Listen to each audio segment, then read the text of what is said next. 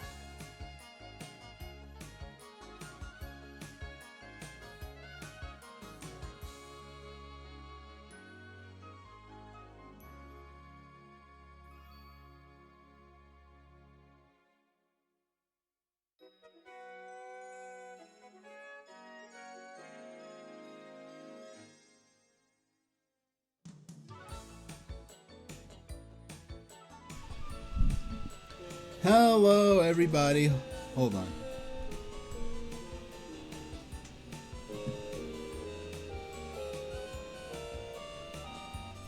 Okay, so yeah, hi everybody. I'm Super Train Station H. I'm an autistic gamer and writer, and welcome. It has been a minute, several minutes, about a month actually since my last time I appeared on camera. Yeah, it's been a bit wild. I've been preparing behind the reason I stopped streaming is because I've been, for those who don't know, I've been preparing behind the scenes for the 4-year anniversary stream I want to do. And I've got the games ready for my 4-year anniversary stream right here. Oops. So I've got Pokemon Pinball here, which you could hear chittering away over my hold music. But then which, by the way, if you don't know this track, this is a custom track that was made for me by SA Music over on YouTube. Hey there, Clackaboy, happy Tuesday. They probably got a little echo there with the, there we go. Yeah, so I got a little echo there with the resubscription. Of course, the paid subs, always sincerely appreciated, never at all necessary. I'm happy to be in a position where I could I'm not relying on this for income. So any tips out of gratitude, via my Ko-fi or through Twitch bits or through subscriptions are sincerely appreciated. And of course you get access to my, you get just for following me, and my follow alerts are anonymous, so you don't have to worry about being called out or being pressured to interact with me in chat if you just want to watch and listen to me. And if you do choose to subscribe, you will get to enjoy my Tier 1 subscriber emotes. All of which, and all my emotes were created by... Where's my credits page? I got a credits page. Here we go. Yep, there's a link to all my artists and who do the amazing work for me to spruce up my stream. So yeah, we'll be playing my anniversary stream, which will be Wednesday the 26th. I've nailed down a date for my anniversary stream. I will be doing a normal stream, not this coming Saturday on the 22nd, but the 26th will be my 4-year anniversary stream. I'll be playing Sonic the Hedgehog, my first modern video game whatsoever, and then we'll be playing a little Pokemon Pinball just as a prelude for Pokemon Red, a game I've been wanting to play on stream for years and years and years. And I've been very specifically planning how I'm going to be presenting this, how I'll be presenting not only my own personal history with the game, but but the history of the game itself. I'm very excited about that. Now, so that's on the gaming side. I also recently, of those who have not seen, I splurged on some of. Actually, yeah, I've got them all within arm's reach, so I can show them all off at once. I splurged on all of the Nintendo Switch Online retro controllers. For years, you'd see a thing on a forum like, oh, quick, go grab them. The controllers are the Switch Online classic controllers are up, and I'm like, I'm not going through this, not fighting through opportunistic resellers. And one day on a whim, I just went on their site. They were up online, so I got them. And of course, these are not at all necessary to enjoy the games, but I feel like, especially with the N64 here. Being able to use the original controllers, even if you're not playing on the original consoles, using one-to-one officially authorized replicas of the original controllers go a long way to evoking the feel of those controllers. Unfortunately, there's no Intellivision classic controller and, a digital Intellivision games available, but now that the Intellivision library is in the hands of Atari, that's something they may do in the future, I hope. But yeah, the N64 controller in particular is a very unique controller that really informs a lot of the feel of those titles, I think. And then the NES controller, it's interesting when these controllers, when the NES pads are docked into the Switch, because these two dock directly into the Switch and charge with the Switch like they were Joy-Con, and when these are attached to the Switch, it looks absolutely ridiculous. So that's the gaming side of what I've been up to, what I'll be doing in the near future. But I will be streaming this coming Saturday, just some Pokemon. I'll probably be playing some Pokemon Puzzle League, maybe some Mario Kart 64, and some Mario Kart 8 Deluxe. So I've got 2 new word processors. Now, it's funny, these are... I'm not showing off my buttons and pins. What this is the case for my new word processor. What I really love about this is that this has loops that I can attach to my belt very securely. But this word processor is... There we go. So this is the Pomera DM30. This is out of Japan again. This is a even smaller version of the other one I have. And the keyboard just flips out. So now my word processing capabilities are even more mobile and at my hip at all times. So just put this back in its cool little case. Like this case, I could not have, if I had custom asked for a case, I could not have asked them to make a more perfect case for this for my purposes and needs. Now the other new word processor I got, and this basically accounts for every single dedicated writing machine that's on the market now in terms of my collection, is the Astro House FreeWrite, what they now call the Smart Typewriter. Now this machine is not going to be my daily driver. It's really great to type on, but in terms of editing and the like, it's far less versatile than the little one I showed you. The keyboard's, bigger and sturdier and a lot more nice to write on, but these machines really, they want to enforce this drafting only approach where you do all your drafting on the machine, and then for any editing, and it comes in this, well, you can get a little attaché case thing for it. Just put that away. There we go. So those are my pickups for gaming and writing, because I always introduce myself as an autistic gamer and writer, and that is... You can't get... I covered those things. So we'll be watching the Nintendo Direct today. The closest... Where's my SM30 pad? Here we go. Yep, so here's the pad that we'll be using for my analog pocket. For those who are just hopping in, I play most of my handheld games when I have the original cartridges on the analog pocket. So I'll just drop it right in the dock right there, and we'll get going. My alerts are not... I didn't put out my social media alerts yet. I'm not going to send those out on Twitter, or former Twitter, and on Tumblr until about 10 minutes. About 15 to 20 minutes before the presentation itself. Oh, it looks like we're in Lavender Town. I've never seen this map before. So this, I'm playing Pokemon Pinball. Just something fun to play in the, while we wait for the actual Direct to start. You know what? I really was convinced, I'm going to I know. I'm gonna switch my monitor. Hold on.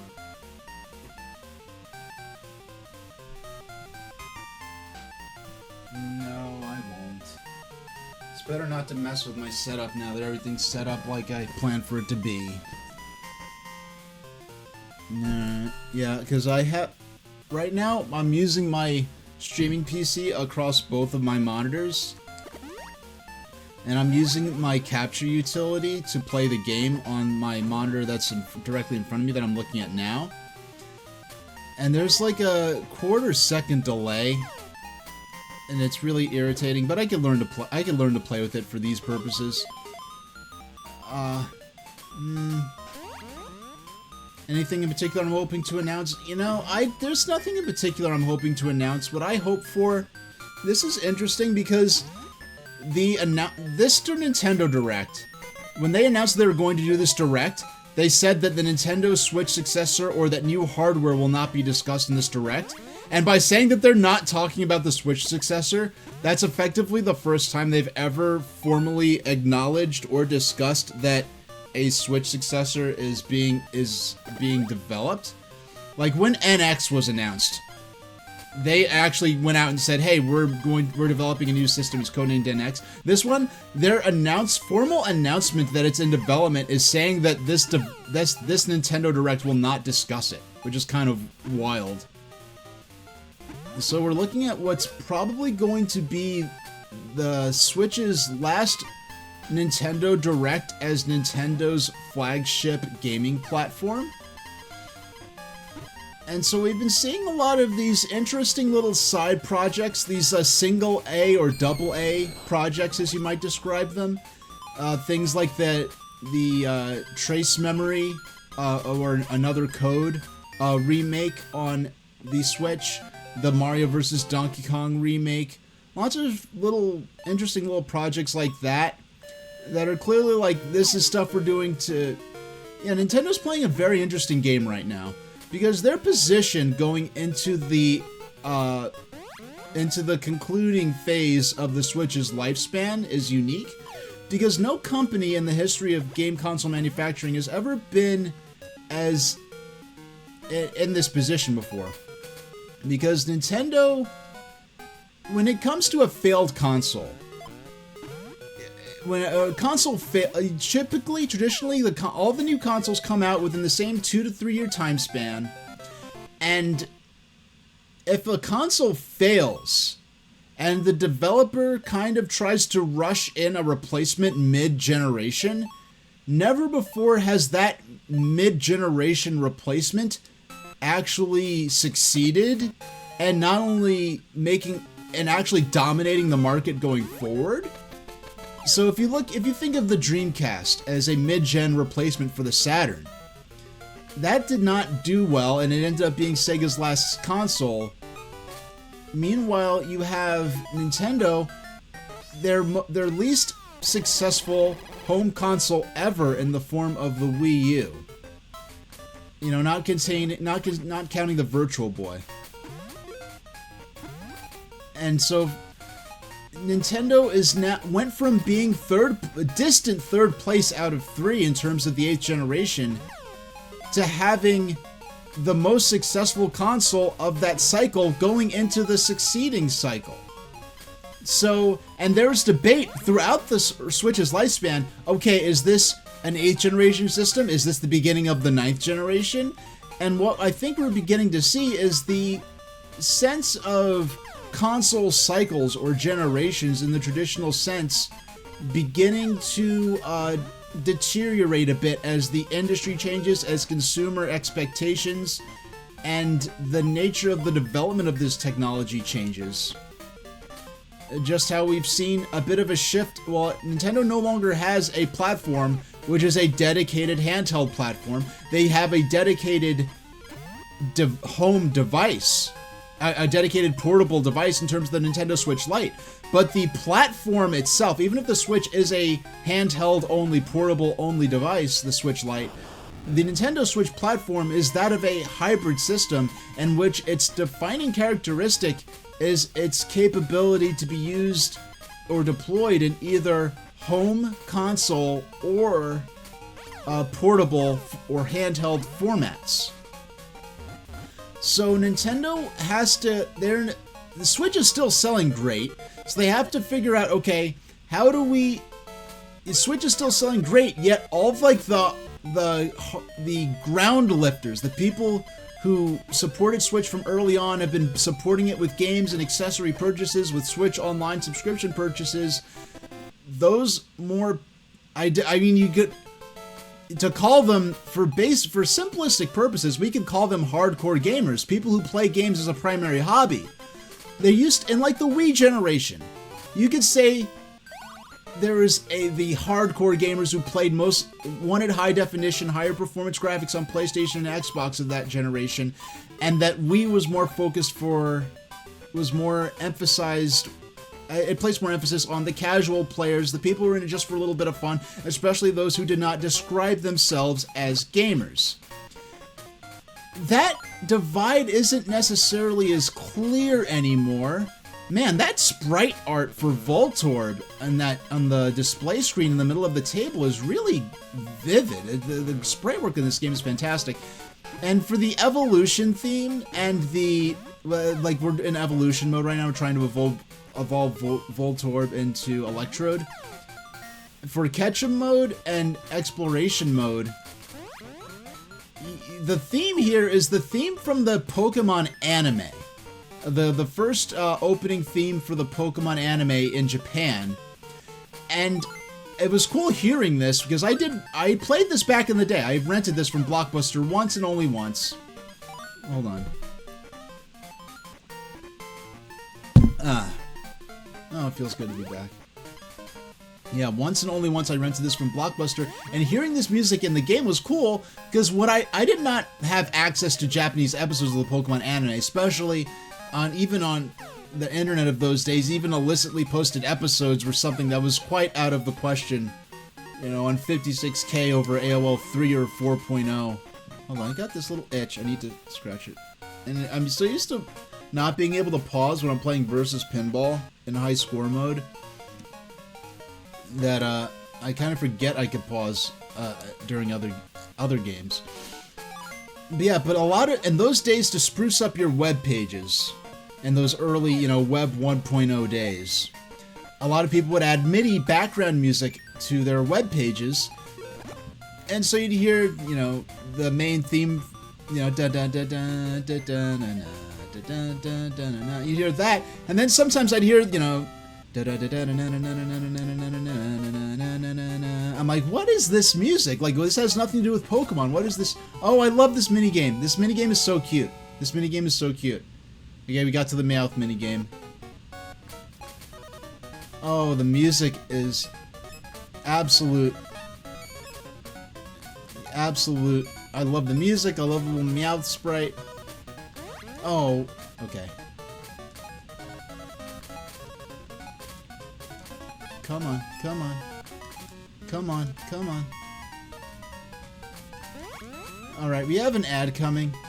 And I'm going to trigger a full minute ad to run about 15 minutes before the Nintendo Direct starts, so that anyone who's watching me who's not, it's because no one, if I could choose just to not run ads and then just not get to have money from them, I would choose that over this. I'm not in this for money, and I'd rather not get any ad revenue money than have to ask my viewers to pay Amazon or Twitch in order to... Yeah, I didn't get that far in this minigame, but... Yeah, I didn't get that far, but... Aw. Is Meowth... you giving me the finger, Meowth? Actually, I'm gonna go ahead... I'm gonna trigger the ad now.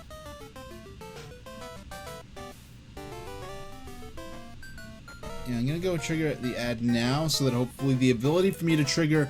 Because yeah, because I know nothing important is gonna happen. It's only a 30-second ad break. So hopefully, when it comes time to trigger the 1-minute ad break, that option will be available to me. Because I might as well do it now. Nothing's going on. I don't have many viewers in the room right now. Alright. Yeah, I'm getting better and better at compensating for the time gap.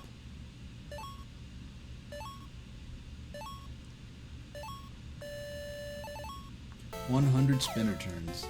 Now, and speaking of music, now this music here is the music from, I forgot which towns, but a music from a number of towns that are in Pokemon Gold and Silver. Pokemon Gold and Silver, this game came out in 1999, I believe, in both the US and Japan. This game was a bigger, this game was, in Japan, was relatively hot on the, Pokemon Gold and Silver were relatively... What can why am I training Electrode? What can Electrode evolve? Electrode can't evolve into anything. I don't know what... I didn't know this would even be offered as an option. Electrode does not have an evolved form. Alright.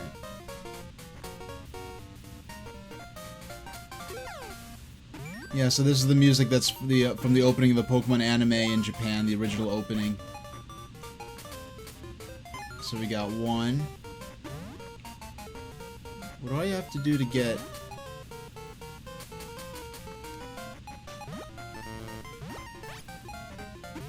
Yeah, interesting design with these.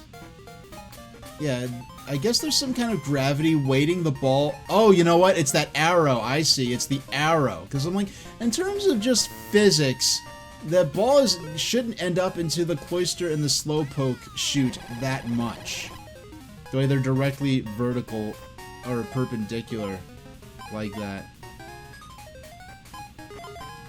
Now, in this game, I know I mentioned it before, but this game is actually running on the same engine such... I don't know if it's technically considered an engine, because I know I watched a great series about some old Atari 2600 games, and they said, "Hey there, Silverstone, how you doing?" Yeah, you know, the one thing a lot of people miss the E3 stage shows. Oh yeah, I'm ready.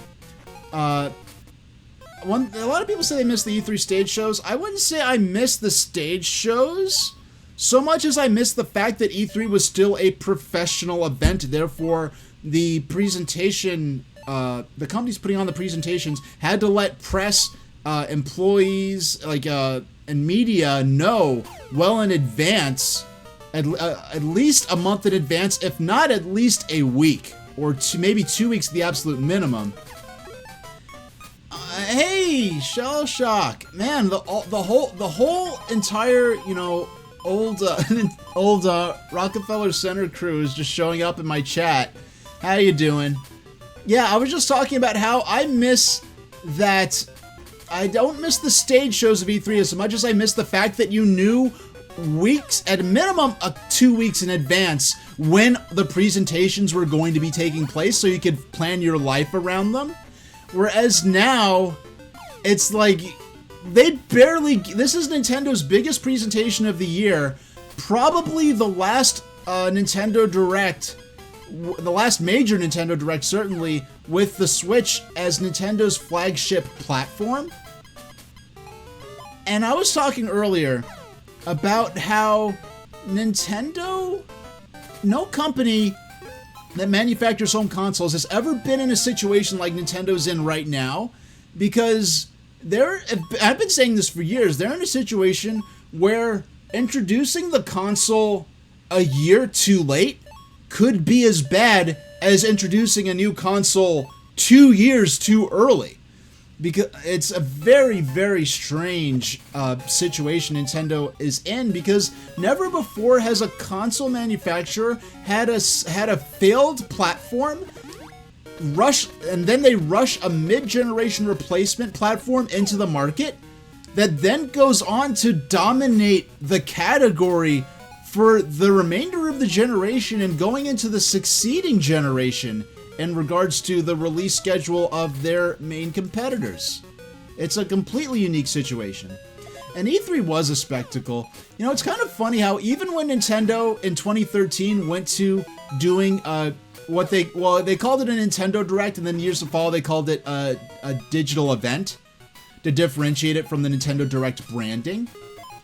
And I remember there was the E3 2013 Nintendo Direct. And in E3 2014, they said, hey, we're not doing a stage show again. We're doing a digital event. And people are saying, oh, Nintendo, they haven't learned their lesson. They're doing another Nintendo Direct. And I'm saying, no, they're not calling this Nintendo Direct. They're not using the Nintendo Direct branding. And people were saying that I was doing damage control. Oh, you're doing damage control. It's just a Nintendo Direct with a different name. And E3 2014, Nintendo's presentation that year, that was certainly not a Nintendo Direct. And I will say one thing about E3 2014.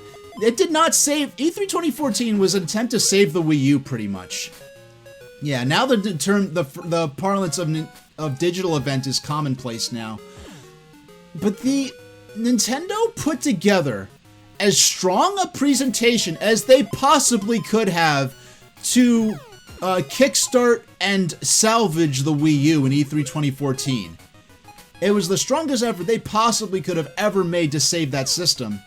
But I think the fact that going into E3 2014, Nintendo was saying for months, like a couple of months before the actual E3 event, that our focus for E3 2014 is showcasing games that demonstrate the value of using both the television and gamepad for unique gameplay propositions. That's not something you should be doing, let's see, 11, 12, 13. Arguably, Wii U was first appeared in E3, actually 2011, 11, 12, 13. You're going into the fourth appearance of Wii U at E3, and now you're going to place emphasis on games that demonstrated the value of the Wii U gamepad to change the way you play games? That makes it look like you designed this console around Nintendo Land, and then we're just sort of sitting on your hands trying to figure out what else to do with it. And I love the Wii U. I love the Wii U. I have so many Wii U games. I've not shown any Wii U I have it sitting right here next to my streaming PC. The only Wii U gameplay I've shown is use the Virtual Console. Yeah, 2011. And the fact that the system's fourth E3 and now you're trying to demonstrate the value of the gamepad, it shows that they did not have a clear vision of what that system was supposed to be. And I think the main problem with Wii U, I know people are like, oh, it wasn't powerful enough. We know it doesn't matter that it wasn't powerful enough. Nintendo Switch, marginally more powerful than Wii U, which itself was marginally more powerful than the Xbox 360 that hit the market back in 2005. But when the system has millions and millions of people playing on it, developers have worked miracles getting games to run well and acceptably on the Switch that should not have run on Switch. So if a system's very, lucrative system, a viable, healthy platform, people will make sacrifices and put in extra work to get a good version of their game running on it. We saw that with PlayStation 2. The least powerful console of that cycle, not counting the short-lived Dreamcast, and developers were able to, put in the extra effort to get, hey, a good-looking version. I remember it's so funny how there was this perception at the time of GameCube as being less powerful than PlayStation 2 and Xbox. Meanwhile, in a lot of professional publications, when the PlayStation 2 version of Resident Evil 4 came out, there were a lot of professional commentary had what a great port it was, that it only looked a little worse than the GameCube version. Now, Silver in chat is saying they're on the front line managing the largest Wii U community online. Absolutely.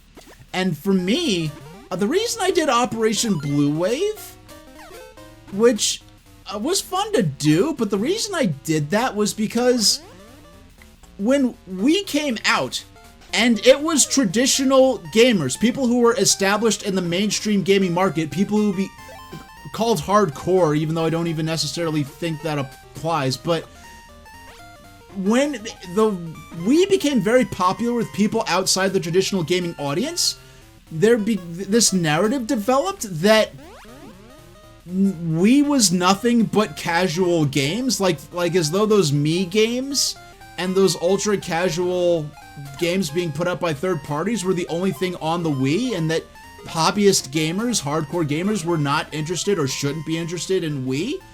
And I'm like, are you kidding me? This console launched on the basis of this consistent release schedule of games that were part of the traditional lineup of what Nintendo was putting out. So I wanted to have something to go back on, some sort of concrete proof, one way or another, that traditional gamers, people in what we now would call, colloquially, the hardcore audience, the people who play video games as a primary hobby, were genuinely interested in this console. That's the real reason I did Operation Blue Wave. And aside from the fact that I could not responsibly afford the Wii U when it came out, and the fact that I didn't even have an HD TV at the time, I did not get an HD TV till after I got Switch in March 2017 when it came out. I did not get it in, I did not have an HD TV until November or December of 2017.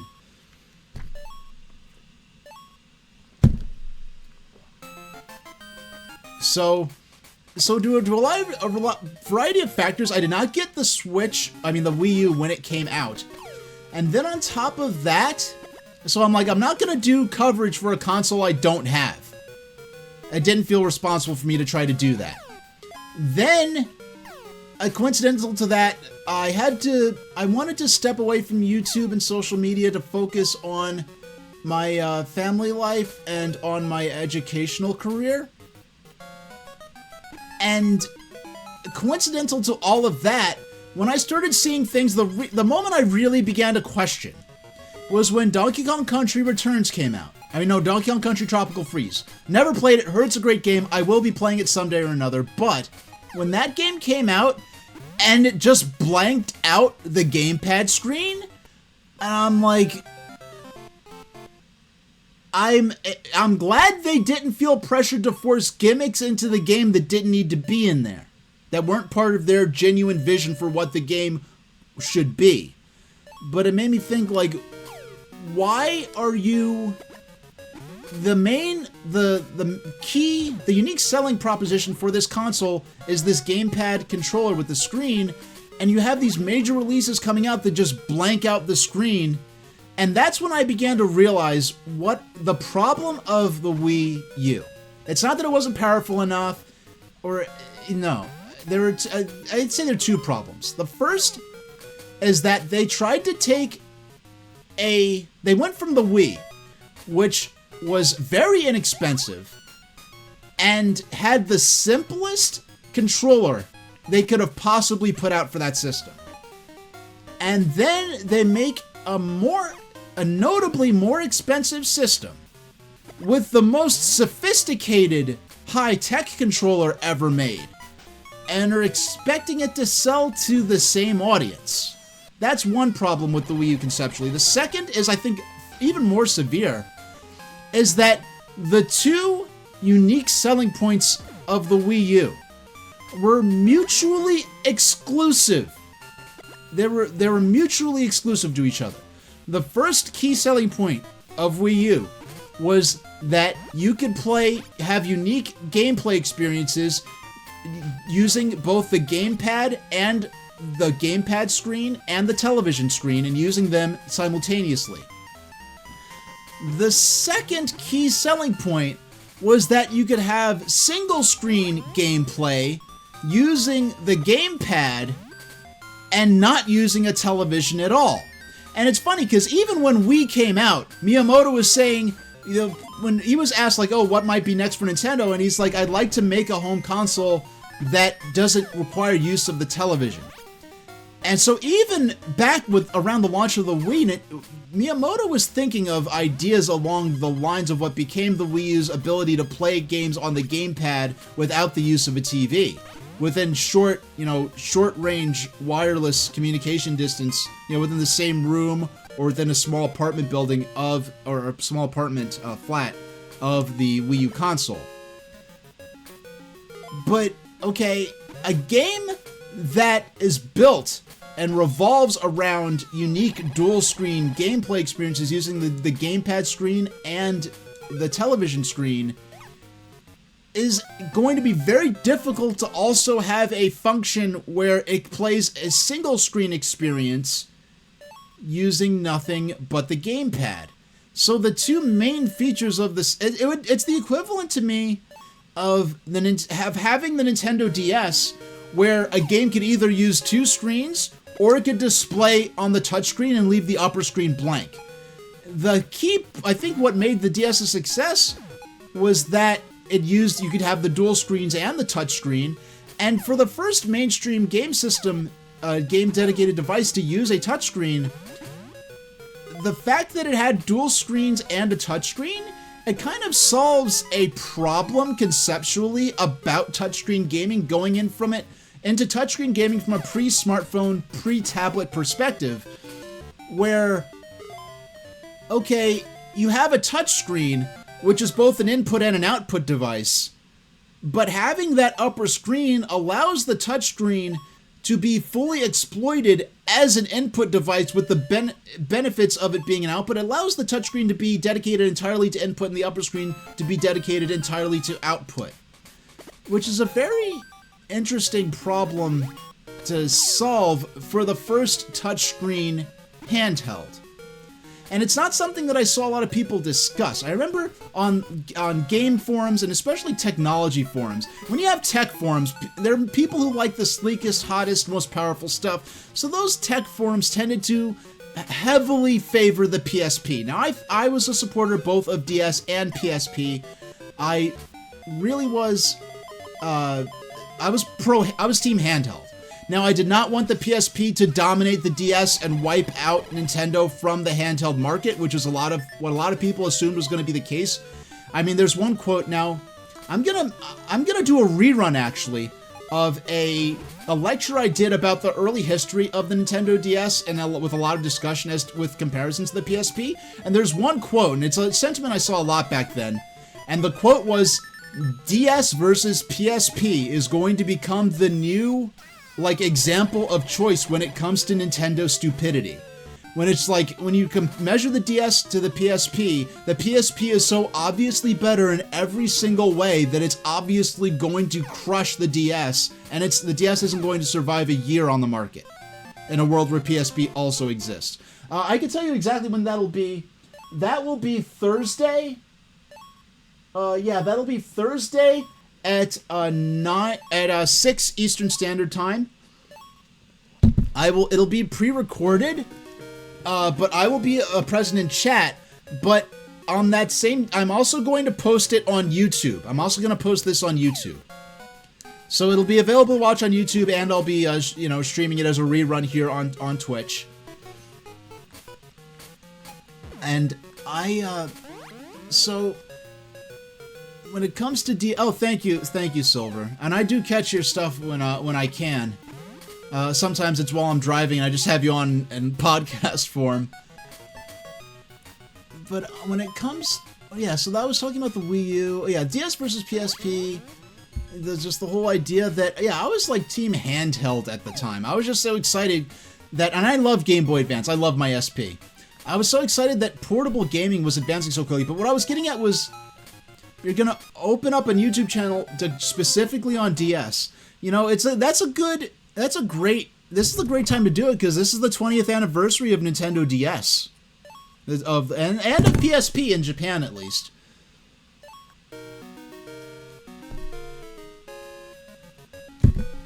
Take a sippy. Oh, that's exactly why? Okay. Yeah, it was absolutely... so those tech forums... because they like the most powerful, high-performance hardware, generally, they more favored the PSP. And if you like that in your hardware, of course you'd be Team PSP. But there are lots of people saying, like, why should the DS even exist? What is Nintendo thinking? Why have two smaller screens when you could have one bigger screen? And I made the example with the Submarine demo on DS, which ended up getting released on the 3DS launch as Steel Diver of all thing. Oh, it's called Third Pillar. It's funny. One of the things in my little history lesson lecture thing I talk about is how people, even to this day, talk about, Nintendo lies all the time, like how they said that the DS would be a third pillar to the GameCube and the Game Boy Advance, and ended up replacing Game Boy Advance. And people, it's easy to forget, even though the Game Boy Advance was no longer Nintendo's flagship handheld, but Nintendo continued supporting the Game Boy Advance up into 2006, and releasing games on both Game Boy Advance and DS. I think so it's easy to forget now. Those two systems did run side by side for a number of years, which made it kind of wild to me when the 3DS came out and people were freaking out like, oh, how dare they release what was it? How dare they release Pokemon Black 2 and White 2 as DS games when they should clearly be 3DS games? And they're like, first off, Nintendo DS and 3DS, yeah, they ran side by side for a while, not as long as with Game Boy Advance and DS. And then I'm like, clearly they're working on a Pokemon game made specifically for 3DS. What's the point of having taking what's clearly meant to be a DS game, slapping it on 3DS, and it's clearly not taking advantage of the system properly? And people were calling me a Nintendo suck-up and a sycophant, and you're doing damage control. And then, oh my gosh, Pokemon X and Y came out, a Pokemon game made specifically for 3DS. And then they did the same thing with 3DS and with 3DS and Switch. You know, 3DS is in such a weird position because almost for its entire lifespan, even by Nintendo-centric gamers, the 3DS was constantly accused of stealing games that should have been home console releases. Because with so many 3DS games, oh, this should have been a Wii U game. And then when the Switch came out, whenever 3DS got a game, they'd be like, oh, 3DS, Nintendo, they broke their promise to us. How dare they continue releasing 3DS games when it's like Nintendo never said that they were going to discontinue 3DS the day Switch launched. That's never something that was even on the table. And then, so with like DS and 3DS, which had longer, well, with DS in particular, which had longer life cycles, you had this phenomenon where a lot of younger kids who might have been maybe 5 or 6 when they got their DS in 2004 or 5. Hey, I'll see you around. Enjoy the Direct. In fact, I am actually going to put out my social media cues now.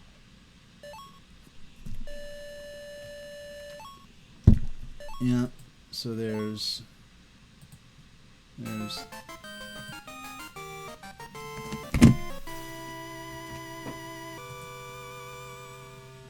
alright, so there's Pokemon.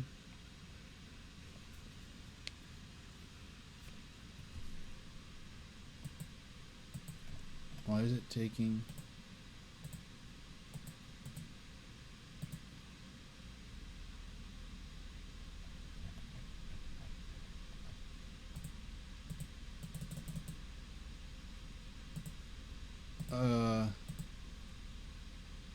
Okay, there we go.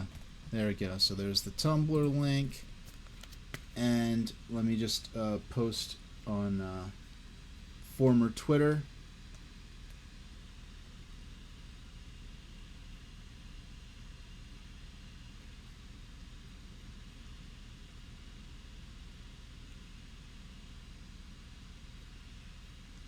Okay. Yep, here we go. Alright, well, now what I'm going to do is I'm going to run a 1-minute ad break so that the people watching me do not get ads during the Nintendo Direct. Because this will disable ads for about an hour. So I'll be back in...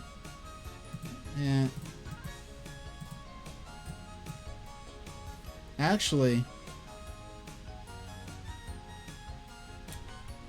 Why don't I go back, why don't I go back to my... Actually, I'm going to go back to my... I never did this before. I'm actually going to go back to my main screen. My main hold screen.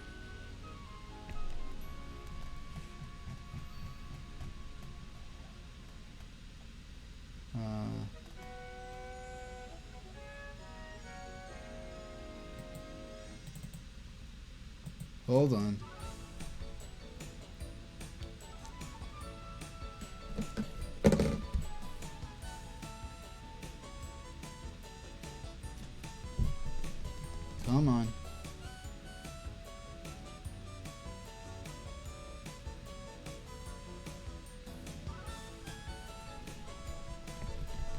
I don't know why it takes forever for me to switch between hold screens. Something about my computer, sorry.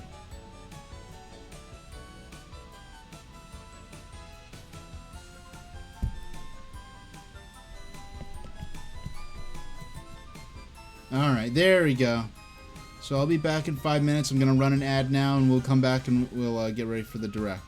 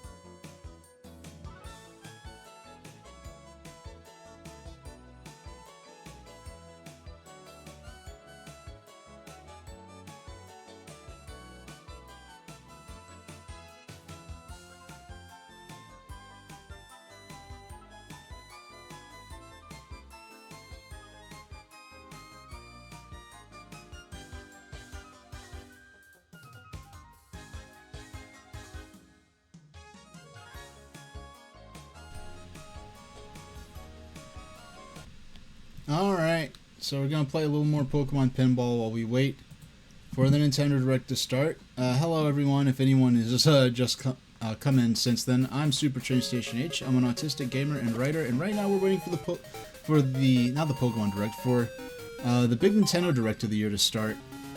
You know, the one thing I always regret, like I know I said this earlier, but just the fact that you used to know in weeks in advance, if not even months in advance, when not just Nintendo was the one I care about the most, but the big main console manufacturer presentations for the year were going to take place. And now you find out, like, Nintendo announced this with 24 hours notice. And only through the grace of the lifestyle that I live that was I able to unexpectedly, like, if I had to clock into like a 9-to-5 job, like, there's no way I could have, you know, arranged for the, you know, the time off work and all of that. So I just got really lucky with that. Now, okay. So we're going to wait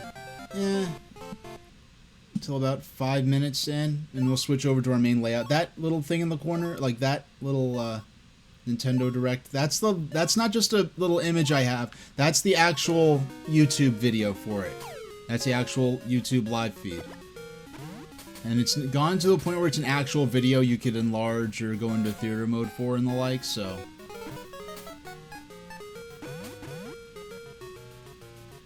You know, I kind of almost wish they did it as a premiere, because then you know you're not going to have streaming problems in quite the same way as you would with the live format that they're using. But I guess I don't know, they're not fooling anyone in terms of creating the illusion of it being a proper stream. Okay, oh, we're gonna get Neckens. I mean, assuming I can hit the Pokeball targets up there.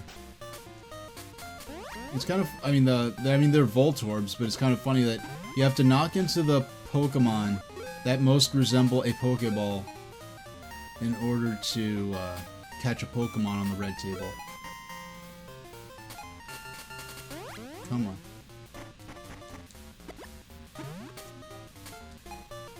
Yeah, I'm playing this. I'm using both monitors. My streaming PC is hooked up to both monitors. Normally I'd have the monitor in front of me hooked up directly to the console. Instead, I'm using the software for my capture card to play the game, so there is a bit of a delay.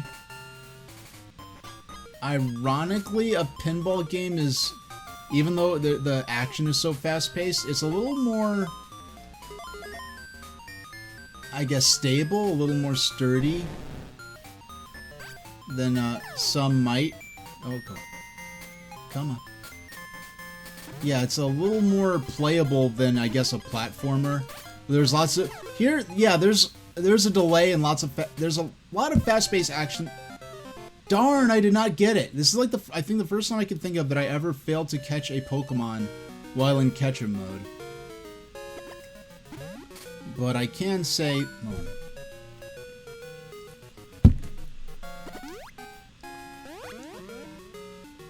yeah, Nintendo, they do not do hold music on their streams. When I did the balancing, I always use, when I balance for a Nintendo Direct or a Pokemon Presents or something like that, I always use the most, for like Nintendo Directs, I use their most recent Nintendo Direct to balance the audio for this one, because usually Nintendo's pretty consistent about the audio levels they use, so I just use their most recent Nintendo Direct to do some audio tests, make sure that hopefully the presentation isn't too much louder than my voice, and vice versa. I don't want to be drowning out the presentation with my commentary. It's so tricky to maintain that I remember what it was when it was the Game Developer Conference where Satoru Iwata revealed a few screenshots of Super Mario 3D Land. And I recorded myself doing a reaction to it. It was very bootleg. Like, I was just holding a camera, watching my laptop, and like commentating on, you know, just a minute or two of that part of the presentation. And I guess I got it up so fast. I guess I got it up quicker than a lot of actual direct feeds were available to see. And this is 2011. even in 2011, the idea of a live reaction to a video game press conference or presentation was not as mainstream as it is nowadays. Because I got a ton of comments, people complaining, oh, why are you talking? Like, just shut up so we could actually, like... Because they just wanted to watch the conference.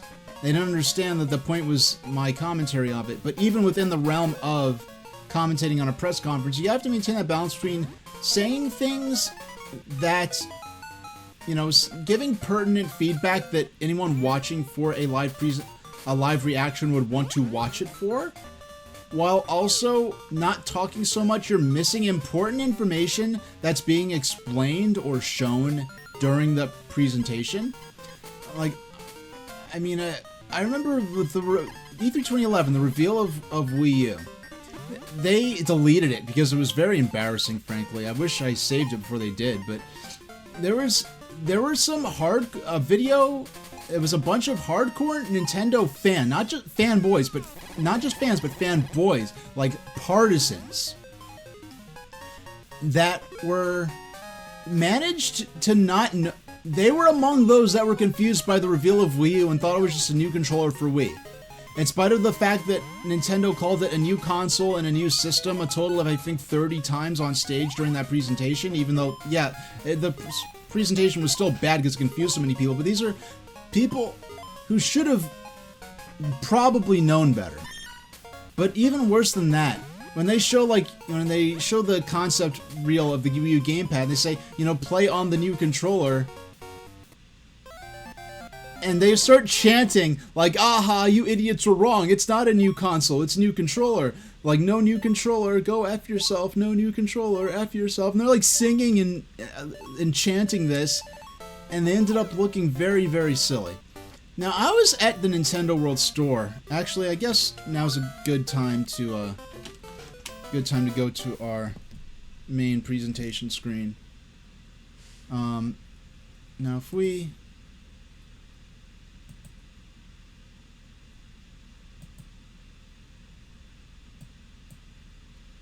if I go full screen, alright, here we go. Yeah, not much to look at. Nintendo, come on, Nintendo, like, you have... All of YouTube knows that Coconut Mall is fantastic music to set all kinds of YouTube videos to. Can you not at least just run Coconut Mall on a loop? At the very least. Okay.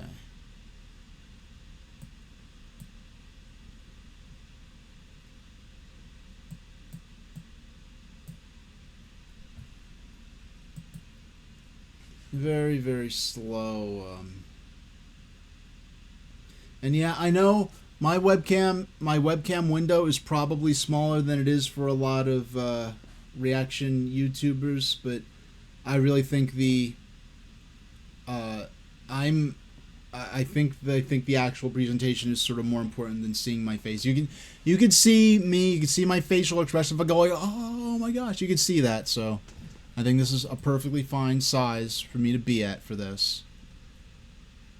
Now I would like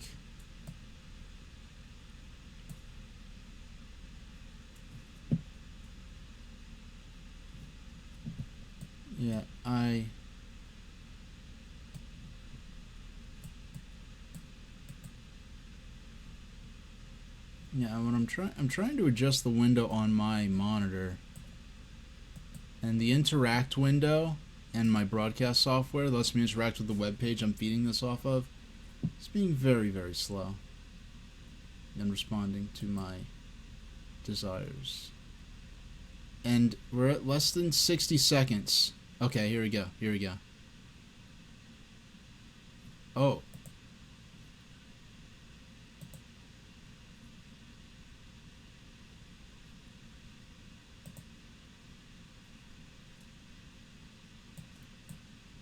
Alright. Okay, that's as big as I'm going to get it for me. And all of you will see it. And I see you there, Clocky Boy. I see that you're excited. You've got my my fidgets ready.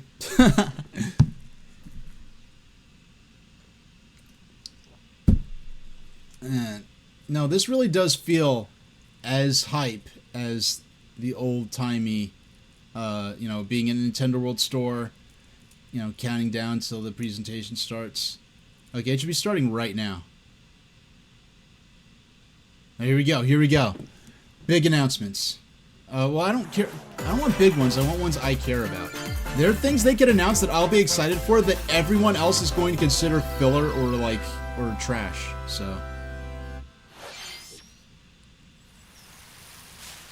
New art style. New art style. Mushroom Kingdom. New art style. Luigi. Mario and Luigi. Mario and Luigi. This is so This is Mario and Luigi. I know this art style. This is a moment of Nintendo magic.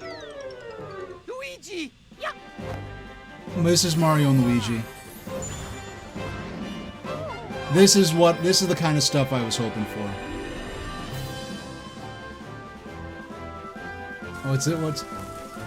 Oh, it's this.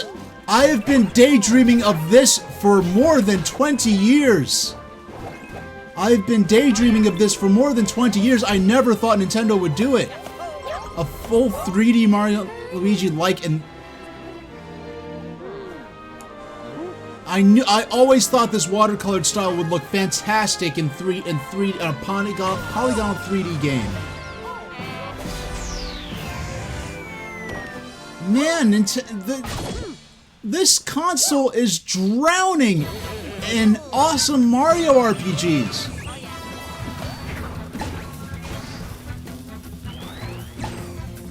We just got Thousand Year Door. We got Mario RPG. Both of which were like fantasy games that no one thought would ever come out. And now we're getting a full 3D Mario and Luigi?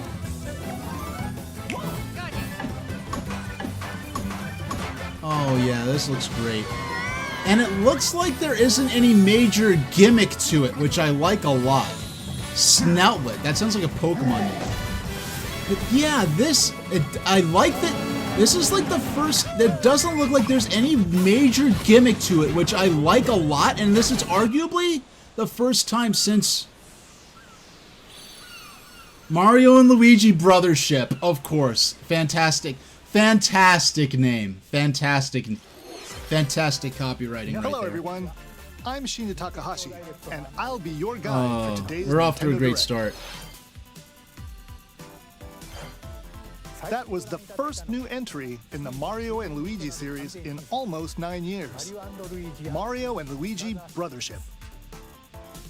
Rest in peace, Alpha Please look Dream. forward to a seafaring adventure that unfolds across mysterious islands, as well as evolved Bros moves with Mario and Luigi. Okay, let's see the first batch of headlines. I hope this. Man, I still have to beat the original. Championships home. Okay, I know of this. I didn't look into it. I was interested in this. I didn't really look into it though. We already knew about this, but I didn't look into it. Switch system. This Take looks. on over 150 speedrunning challenges from across 13 NES games, from lightning-fast feats to action-packed battles. I like how they even included the loading scene Familiarize in yourself with Kirby's each Adventure. challenge and perfect your timing. Then give it your best shot and aim for the top of the online leaderboards. This looks like it could be a lot of Also try fun. more difficult legend challenges. Because I'm not interested in speed running, grinding a single game, but when it's sort of when you have challenges in this sort of curated WarioWare maybe-esque format, classified information for handy tips and tricks to help you improve. this is Put your great. skills to the test in survival mode, where you'll race against ghost data of players worldwide. After each round, half of the players will be eliminated. You've only got one shot to survive. Will you be the last one Yeah, so standing? Battle Royale combined with Nintendo Ghost World gameplay. Championship, That's a NES great way to edition, handle things so you don't launches have to on Nintendo rely Switch on a certain July number of 18. players being live to Pre-orders for the handle a digital certain version mode. are available now on Nintendo eShop.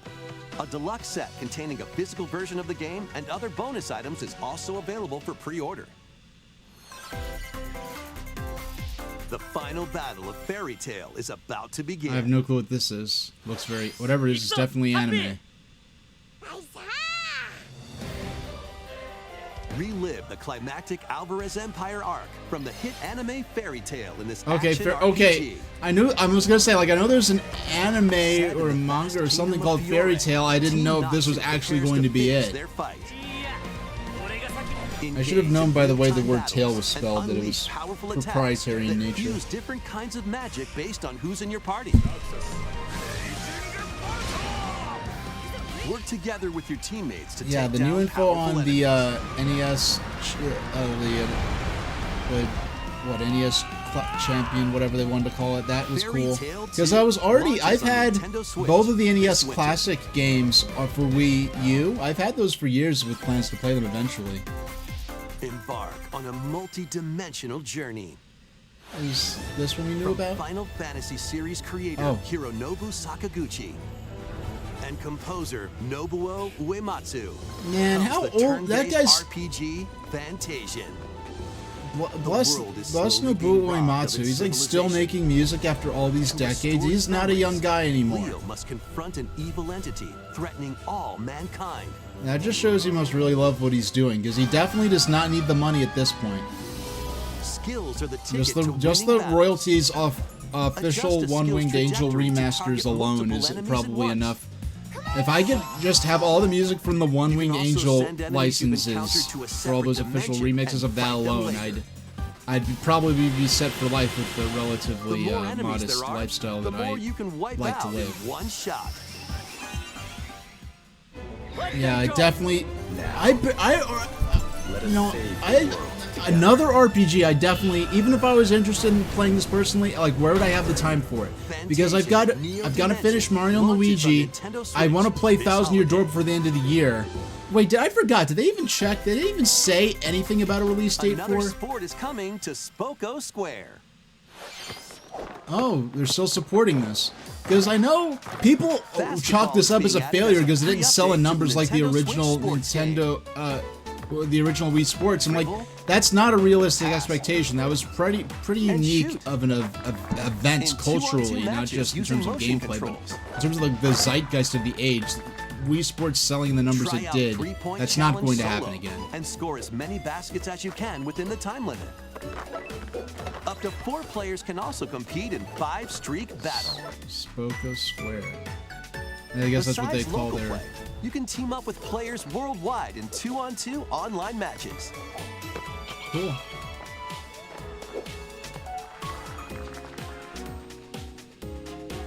This free update for Nintendo Switch Sports and it's free. That's nice. On Nintendo Switch this summer.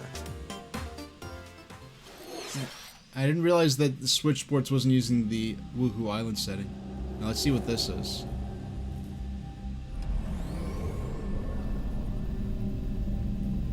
Certainly look. I'm interested. I'm intrigued just in terms of whatever story they're getting at.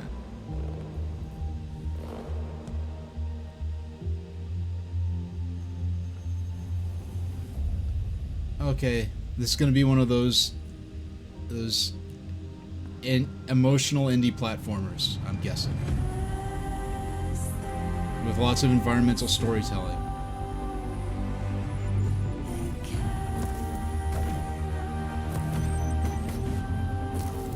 Man, this looks cool. Like, if I for the rest of my life was restricted only to what was released already on Nintendo Switch, let alone what's being announced right now, I'd never be bored for the rest of my life. I never need another system. There's literally a lifetime of games Mio, Memories in Orbit. There's literally a lifetime of games I haven't even touched yet on Switch. Cartoon classics. Oh boy, this better be cool. This could be real cool. Into a new update for Disney Illusion Island. Oh, Monarch's okay. greatest detective is solving a mystery. All right, so this is the Disney Rayman game, pretty much, as I understood hints it. and evidence scattered throughout the Oh man, world. if they announced like a 3D Rayman platformer, I would lose it. That would be one of my daydream, like fantasy games. If they announced a new 3D Rayman game. Island adventures await. Aw, Sanria. Customize your character. This reminds me, I've created a layout for Hello Kitty World for Famicom. I've created and tested the layout. I have not actually made plans to stream it, but yeah, it's something I look potentially covering in some way or another eventually. On the Nintendo Switch system next year. I didn't realize Karopi was that much smaller than Let's get loony in this wacky sports game. Animal Olympics Play as Bugs confirmed. Bunny, Daffy Duck, Porky I don't know. Pig, I see these more graphics in the across presentation, and I just wish this was a arcade platformer game.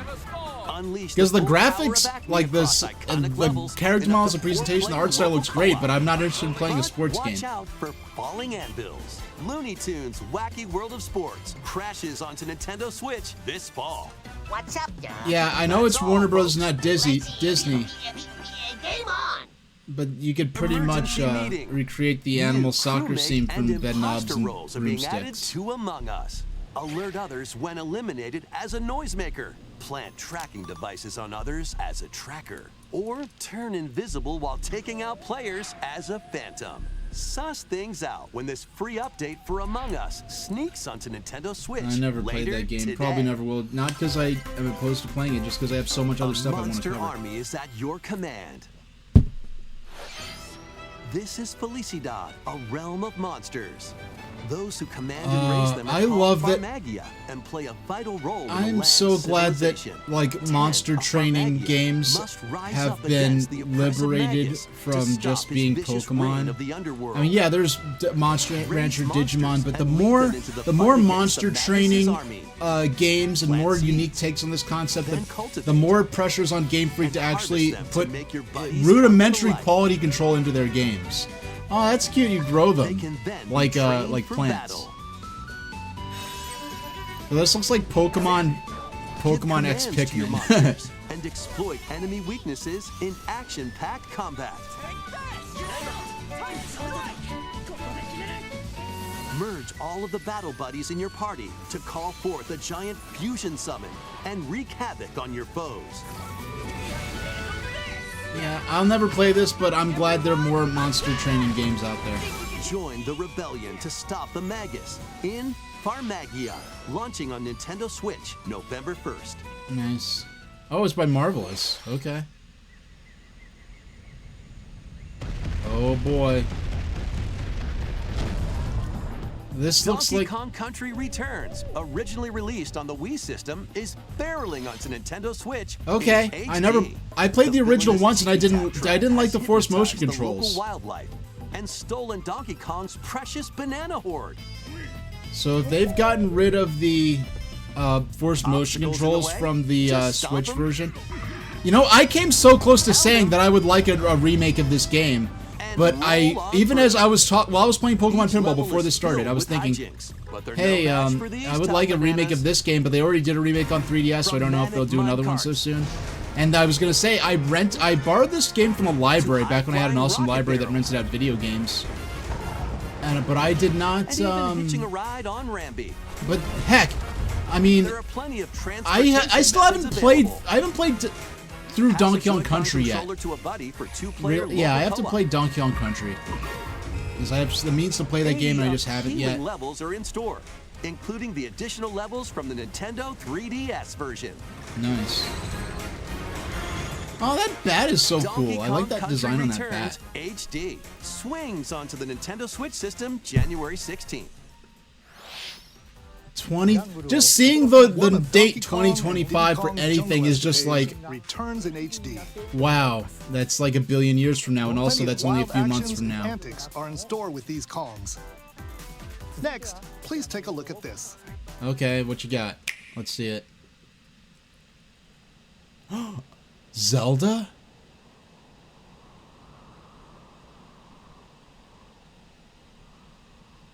Like, what is this?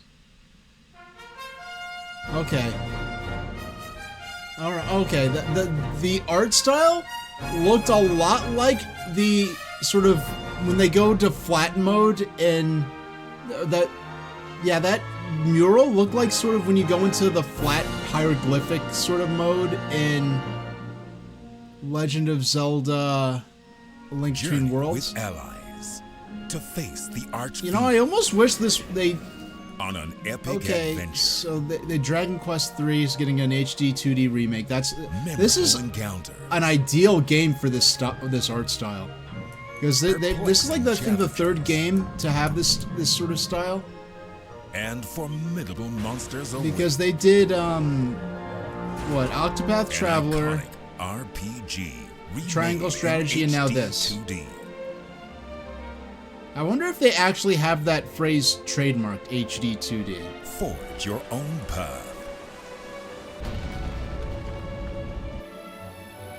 Because only Square Enix has used that phrasing. The legacy begins.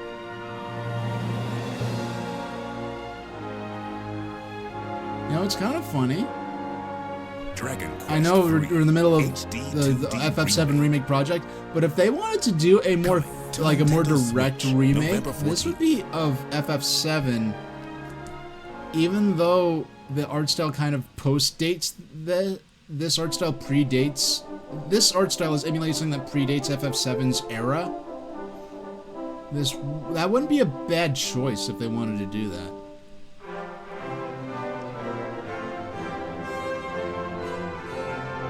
Yes! Okay, I specifically wanted this too.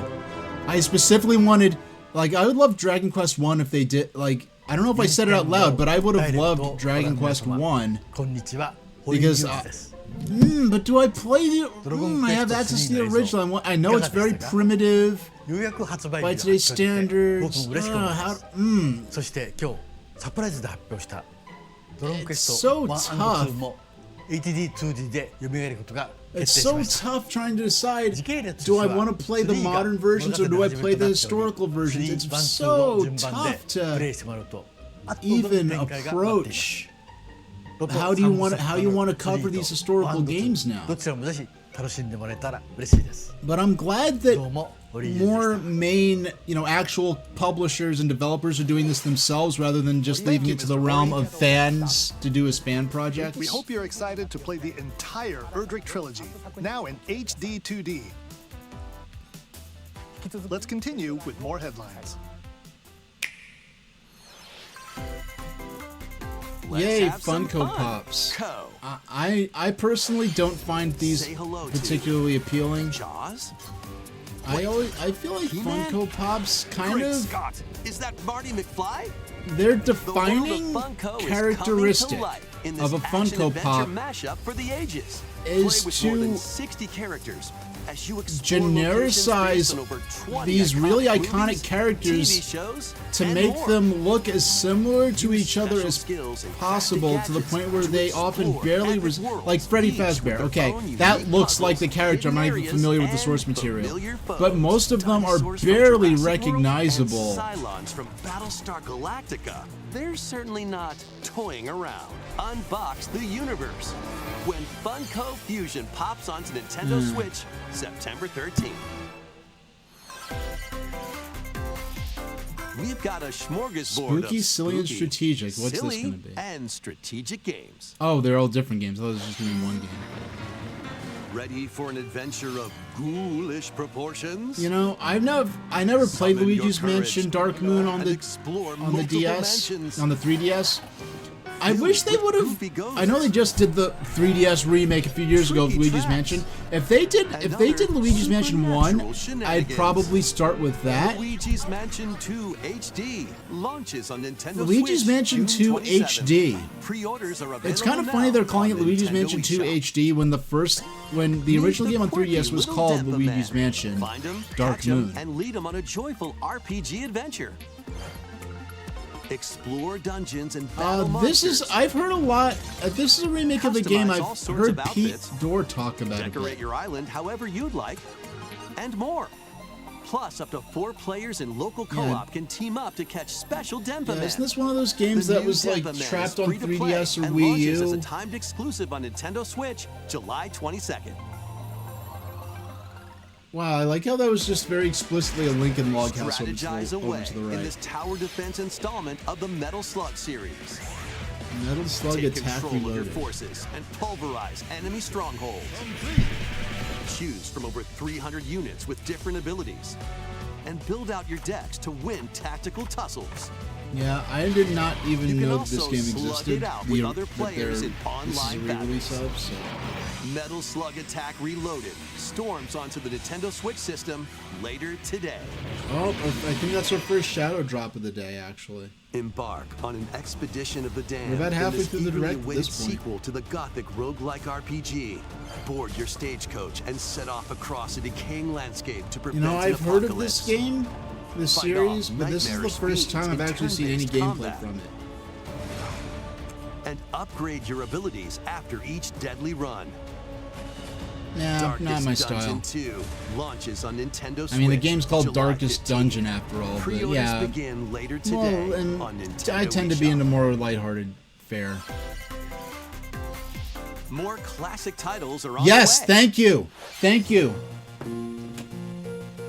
Yes, thank you. Play Link's classic 16-bit Give me all the- adventure give me all and the team up games. online to Give me explore all the randomized Switch Online dungeons games. in The Legend of Zelda: A Link to the Past 4 Swords. This is an interesting choice considering the Super NES version's already available.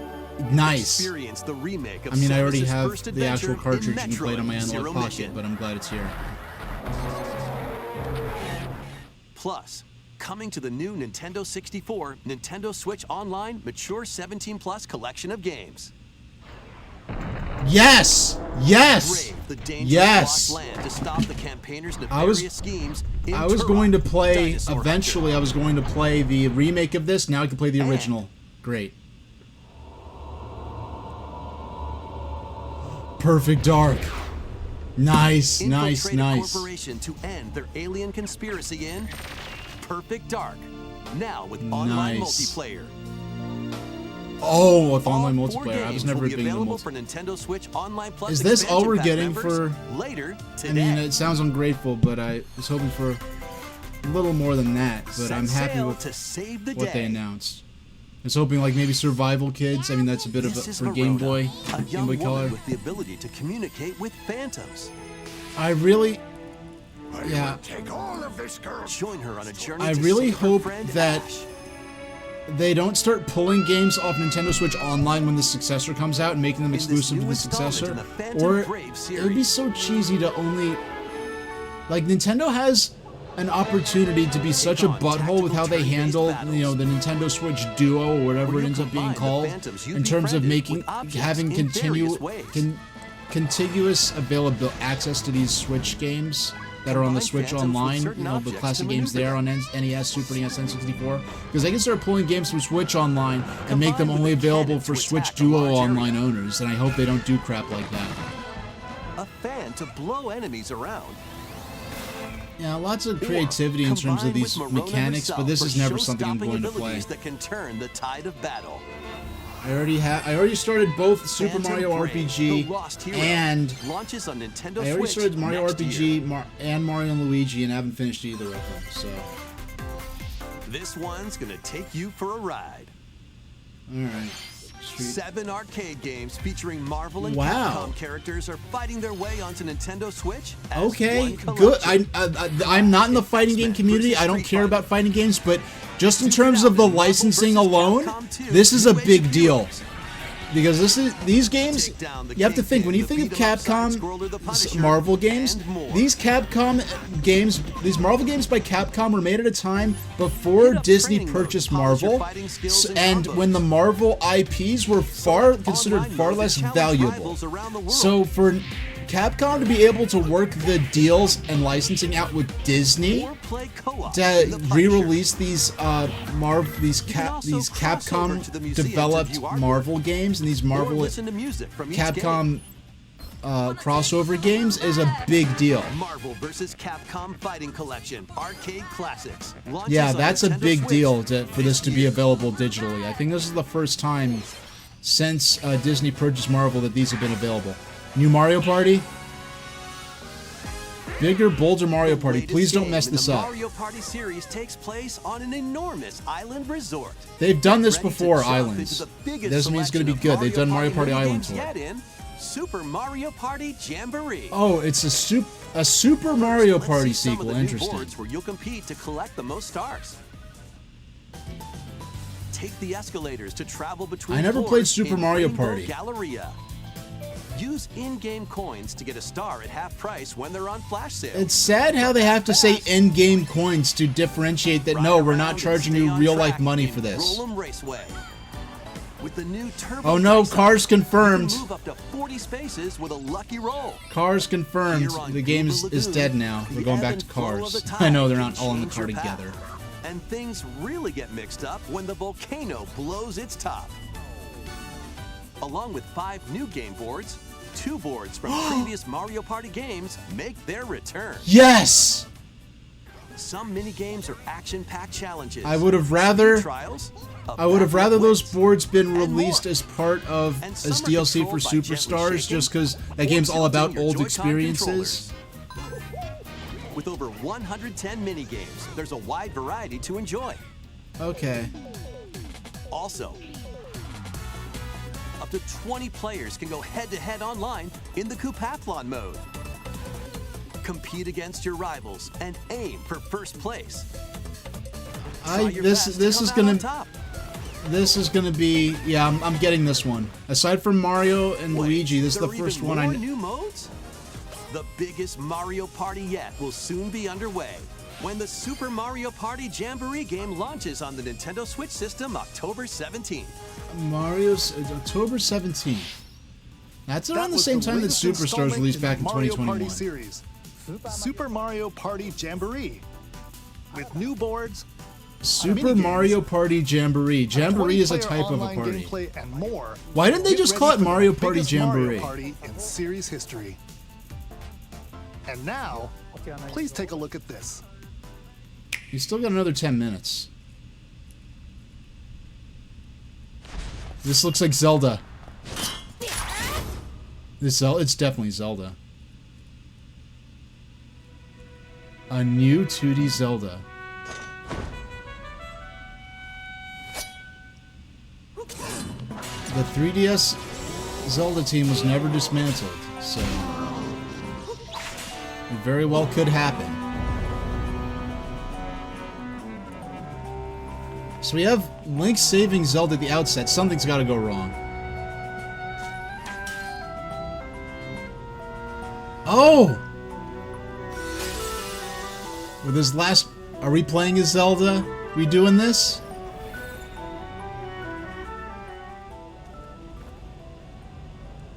We doing this?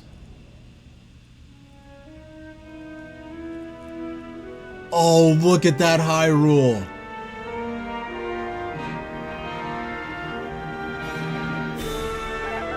Look at that Hyrule. Legend of Zelda Echoes of Wisdom. Oh, the chills. Hello, everyone. The chills. Aonuma, Will this be an producer of the open world Legend of 2D style Zelda Zelda game? I'm interested. What you just saw was the latest installment, The Legend of Zelda: Echoes of Wisdom. This time around, Link has vanished. Now, it's up to Princess Zelda to step into the protagonist role. You might be thinking, will How Zelda will she- fight with a sword then? Here, we wanted to create a new gameplay style that breaks conventions seen in past Legend of Zelda games with a top-down perspective. To explain more, please take a look And at this and video. people were saying that Aonuma was sexist because he wouldn't make Stolen because they wouldn't make Link a girl in Breath of the Wild. Come on. Strange rifts have appeared and have taken many people, including Link. Now alone, Zelda meets the fairy Tri, receives a mysterious staff called the Tri-Rod, and sets off on a Good. journey across I guess I was gonna say, like, I was gonna save her predict that she'd kingdom. fight with a rod or By some kind of waving the magic Tri-Rod rod or at a something. table she found, Zelda learned how to create an imitation of it called an echo. Once you learn an echo of something, you can recreate it whenever you'd like. Even if there's a wall. This feels blocking like your something path, that you can create developed echoes of from tables to a get leg developer up. tool that they were playing around with while they're Just like making Link's that. Awakening. You can create wooden boxes, old beds, and unusual things like water blocks. How you use them separately or together is entirely up to you. Learn and create echoes of things you find while exploring Hyrule. Oh, this is great. You might be surprised at what you discover. I like how they met. How do we bring Even breath? battles will look different. You could pick up and throw a rock echo, for example. How do you That's make not all, though. all the You the can also rune create and the echoes of ultra hand monsters. hijinks After doing so, they'll from fight the by your side. the 3D Switch Zelda games and bring them into the Monsters have 2D different world? abilities, so choose the one you want to create based on the situation. You've got the 2D sections. Wisdom is key, after all. Yeah, emphasis on problem solving. This is how you do. This is how you do something new and stay true to the emotional fabric of the series. Because Link, he's great. Has the Triforce of Courage, In a so he Hyrule fights without with a Link, sword and shield and other weapons. the fate of Zelda the is the kingdom Sage now of Wisdom in many games. He has the Zelda's Triforce of Wisdom, so she fights. She deals with.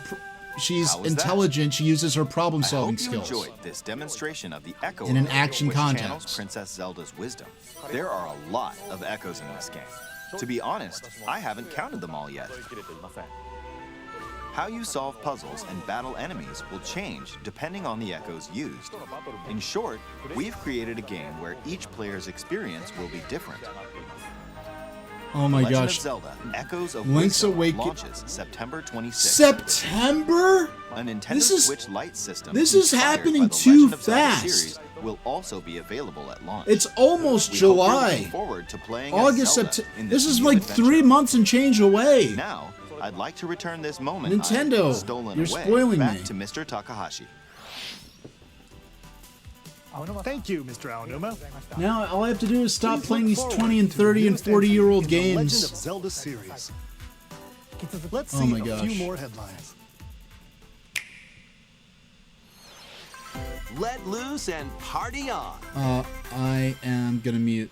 I'm gonna mute this because these Just Dance games always are full of licensed music. So we're just gonna get ahead of that and mute it right now. There we go.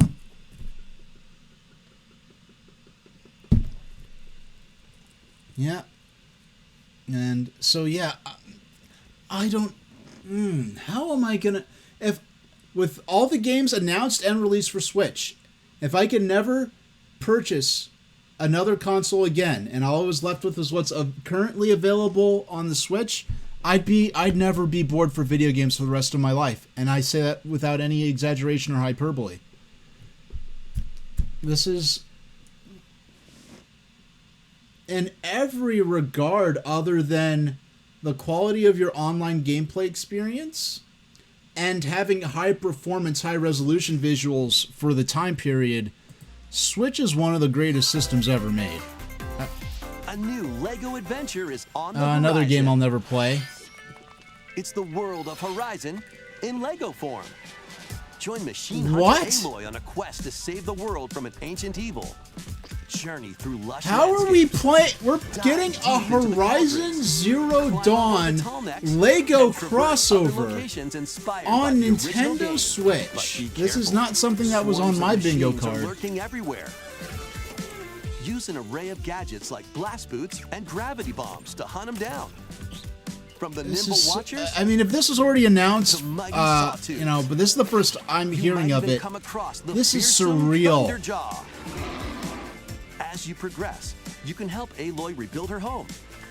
I mean, and when customize her Nintendo, appearance with lots the of fact that outfits. Nintendo wouldn't let and Samus you don't have to Aran be explore in this vast wilderness Fortnite alone. because they Team up with would familiar demanded faces that it from would the be world of Nintendo Horizon Switch in exclusive. two-player local and Meanwhile, online co-op. one of the biggest like PlayStation associated Lego like Horizon IPs. Adventures launches on Nintendo Switch this holiday. This is so weird. Is on Nintendo Switch. Strange journey Yes! begins. Yes! Yes! Yes! Oh my gosh! Oh my gosh! I'm so glad this is going to be on Switch. It's not going to look as nice, but I'm so glad it's going to be on Switch. So basically, you play as a cat in Kowloon Walled City, but with robots. It's pretty much the loose.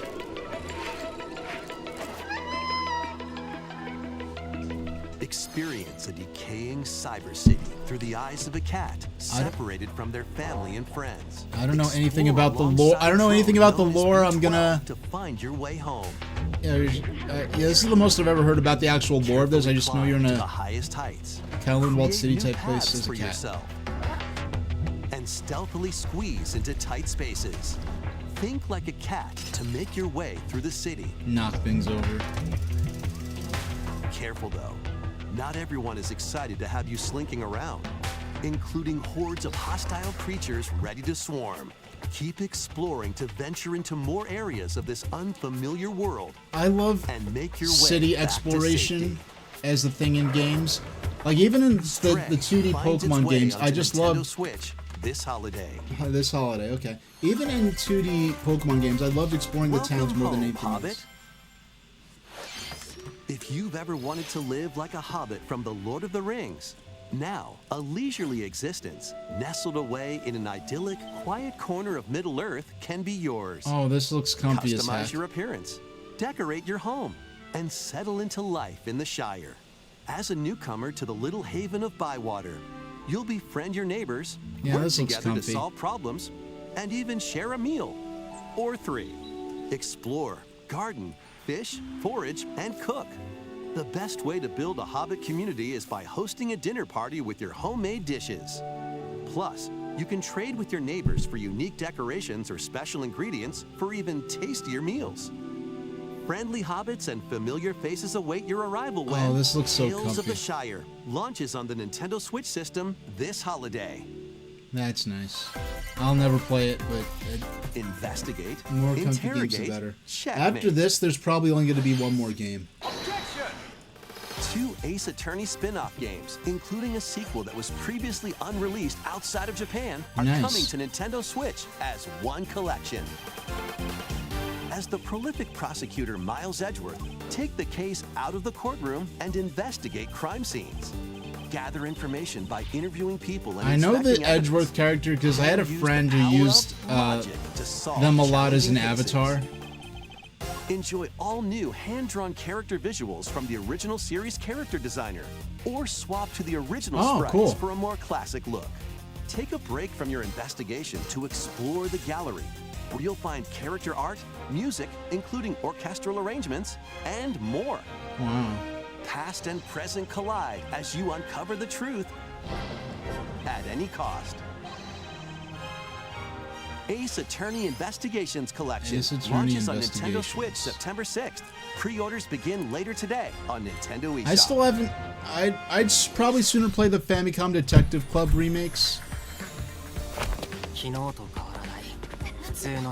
Yeah, after this, we'll be lucky to get one more game. We'll see what happens.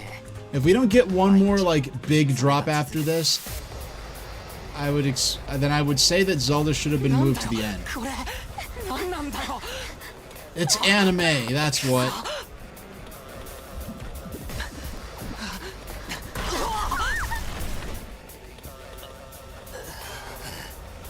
I don't. If this is Devastating attack by unknown assailants, Takumi Samino's life gets turned upside down. A mysterious school mascot suddenly appears. yeah, if this is supposed While to. If this is Takumi from an manages existing to get out franchise, I of don't harm's recognize way, it. He's then forced to enroll at the Last Defense Academy, along with 15 other students. Wow, a school life RPG. Okay. Their mission is to defend the school from hostile student enemies for 100 days. An academy shrouded in secrecy, So it's like a and the unavoidable loss of allies. tower Can defense. Takumi survive this 100-day trial? But it's like colored over by the course of like extreme 100 and days, but it's despair, like- and return to his normal life? The creators of Danganronpa present the 100-line Last Defense Academy, launching on Nintendo Switch early next year. Okay. Embark on a saga spanning generations. Is this the one that got announced at the last Nintendo Direct? A full remake of Romancing Saga 2 is marching on to Nintendo Switch. Meanwhile, I'm still making plans to play Saga 1 on the original Game Boy. Rule I and have the expand cartridge. The Empire of the Ren of across its US multiple release Final Fantasy generations, Legend while somewhere in challenging here. the legendary 7 heroes who have turned to darkness. No, that's not it. In combat, use returning Saga features like glimmers to learn skills. Yeah, the only game in the Saga series I've ever to played is enhance Final Fantasy abilities. Legend 1. Turn-based battles have also evolved into timeline battles, where the action order is key. Innovative features like United Attack can also help with strategy. How will you expand your empire? And in which order will you fight the 7 heroes? Every decision you make will dramatically alter the eagle course look of the story. in the darket light for a split second? It looked like a Safeguard your Braviary from empire's Pokemon. future and protect your legacy from peril. Otherwise, the vengeful 7 heroes may emerge victorious.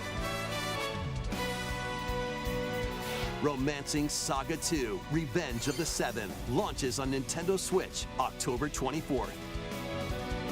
Okay. We hope you're excited to experience the full Come on, remake one of more. Romancing Saga 2. That's almost everything for today's Nintendo You know, there's Direct. just gonna be one more because Next will be our last announcement. here we go. Please take a look. 3D Mario platform. That's the only thing I could guess. If this isn't 3D Mario platform, Metroid 6 or Metroid Prime 3.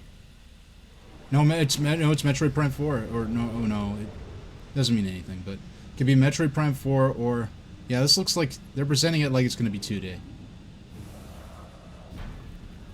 Is this Metroid 2 again? The graphics look kind of like Metroid Prime, though. Okay, this is Metroid Prime 4.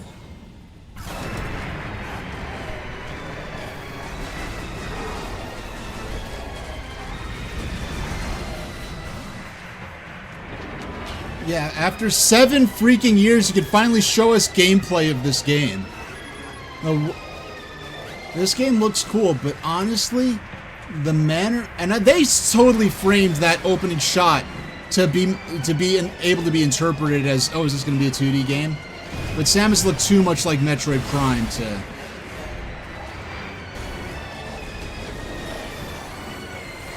Very clean interface.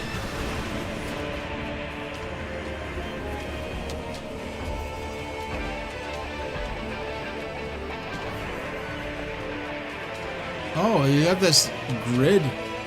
Get a subtitle? Metroid Prime 4 Beyond. Okay.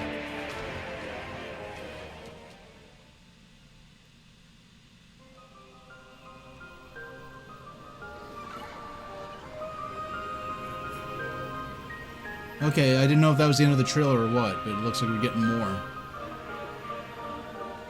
We're getting that next year.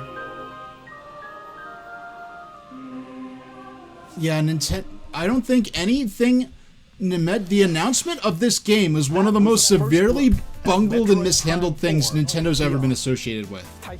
After a I'm very glad to long see. time, we are finally able to share more information. I'm glad to see this game at long last.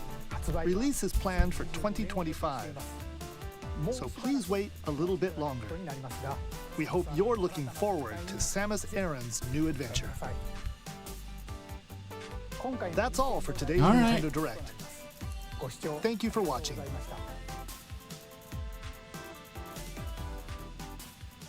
All right, that ends the presentation. All right. I'll go full webcam. So the main things I'm taking away from this: Mario and Luigi Brotherhood. The presentation of that game was something I've fantasized about since I first saw the original watercolor artwork for the Mario and Luigi on Game Boy Advance. When I saw that, I'm like, this style, if they made a full-fledged home console, fully polygon 3D game with this art style, it would be a thing of beauty, and Nintendo's finally done it. Rest in peace, Alpha Dream. You know, they weren't there to see this. I don't know if maybe Nintendo hired on some Alpha Dream people to work on this. But I knew when people said, oh, they can't be Mario and Luigi games anymore because Alpha Dream's gone, I'm like, Nintendo owns Mario. They could do a Mario and Luigi game if they wanted to. It just wouldn't be from the original company that made it. So Mario and Luigi Brotherhood, Brothership. Did I call it Mario and Luigi Brotherhood before? So Mario and Luigi Brothership. And with no major gimmick in terms of an extra character or some crazy mechanic, which is actually a first since the original game, which is very interesting. So Mario and Luigi Brothership. Yes, we got Mario and Luigi Brothership. I'm happy about that. The new Mario Party game looks fantastic. That is something I'll be getting. Then we've got Mario, The Legend of Zelda, Echoes of Wisdom. Those three. The Dragon Quest, not the third one that was the main focus, but the fact that they're doing 1 and 2 and the 2D pixel style is going to be interesting. Now I'm torn as to, because I've wanted to play the original game in its original style for a while. Now I'm torn if I should play that or the 2D remake. I'm probably going to end up playing the original at least a couple of hours. Yeah. And then Metroid Prime 4. I mean, I've still got the Metroid Prime remake, the HD remaster. I've got that physically. I have yet to get to that. And so that'll be, for anyone who's watching me for the first time, I mostly play retro games, but I play some modern games too, especially modern sequels or remakes or revisions of classic games. So I've been streaming since 2020, and it's going to be my 4-year anniversary in May. I'm going to have my anniversary stream on Wednesday, the 26th. I'll be playing Sonic the Hedgehog, the first game I streamed and the first game I actually played myself back in the day, the Game Gear version specifically. We'll be playing a little Pokemon Pinball as a prelude to playing Pokemon Red. And this is a game that I've been planning to cover on stream for many, many years. I'm happy to finally be able to stream it. And when it comes to, let's see. And also my 4th anniversary stream will be the conclusion of the Advanced Controller storyline. For those who don't know, my channel point system is linked to some ongoing lore about where these channel points came from. Because of my lore, they came from an artificial intelligence construct that's trying to take over my stream. And then there's another AI that's trying to help me fight him. And I've been doing this, I've had the storyline in mind since I first started streaming back in 2020. I finally started seriously enacting it in January of this year. And my 4-year anniversary stream will be the conclusion to that. And also, you know, my 4-year anniversary itself and the introduction of Pokemon Red to my stream, which is something I've been excited about for years and planning for years. So I'm gonna call it there. Yeah, so I will be back. My next stream, I'm not gonna be live on camera, but what I will be doing. Hey, oh my, hold on. Hybrid Era fan, hey there. I saw you followed me a while back. Hold on, we gotta go back. I just went to my end screen. We just watched the Nintendo Direct, but I'm gonna have it up on my YouTube. That is my channel where all my VODs are at, and those are my socials in general. That Tumblr is, I know Tumblr has a bit of an infamous reputation, but for me, my Tumblr is just a little curio cabinet of old tech and art and just some lighthearted, nerdy things that I find interesting. Oh, you came across my stream? From my old E3 videos. Okay, cool. Hold on, I'm trying to... for some reason, my system takes a minute to switch between scenes sometimes. So I'm trying to get back to my webcam. Because actually, what this is, what you're seeing, my next stream, it's going to be on Thursday at 6 p.m. And what it's going to be is a pre-recorded 3-hour lecture I did about the history of the Nintendo 3DS in terms of the initial rumors of a new mystery product from Nintendo up into its reveal at E3 2004, and then it's reveal at E3 2004. It comparisons with the PSP, its real lifespan, and all the games that I played for it at the time, as well as mentions of some notable games. Yeah, if you're not familiar with me, I don't know how much of this you saw. Yeah, so here's the first game that I ever played, back in 91, actually might have been, yeah, back in the day, my parents got me Sonic the Hedgehog for Game Gear. This is my actual childhood copy. I play my handheld cartridges with an analog pocket. I amassed a large collection of retro games back when the analog systems did not have this high-end allure to them. So I just got them systems because I wanted a simple way to play my actual original, to know that this is playing off the actual Silicon that I held in my hands back in 91, is a big, it means a lot to me. But I tell people, you don't need fancy equipment to play retro games. You play the games in a manner that's important to you. I like to play my games in a manner that reflects the official release history. And whether that's playing the original cartridges on an HD a native solution like the analog systems, official retro systems like the Super NES, NES, or the Genesis, classic editions, digital re-releases on Nintendo Switch. But for certain games that have no re-release available, that the rights holders don't care about anymore, have not made available, I am willing to consider unofficial preservation methods, but I play most of my games in a manner that reflects their official release history in some manner. If you did not hear my stream on Wednesday the 26th at 6 p.m., that is going to be, I might stream this coming Saturday as well, the 22nd, we'll see. But my next officially announced stream is going to be on Thursday, Thursday the 20th at 6 p.m. The pre-recorded stream, pre-recorded presentation about the history of the DS. I will not be live on camera. I will be live in chat throughout the presentation, though, to interact with you, whoever else shows up. I know a couple of people have set aside dates for that. I have an interesting approach to Twitch.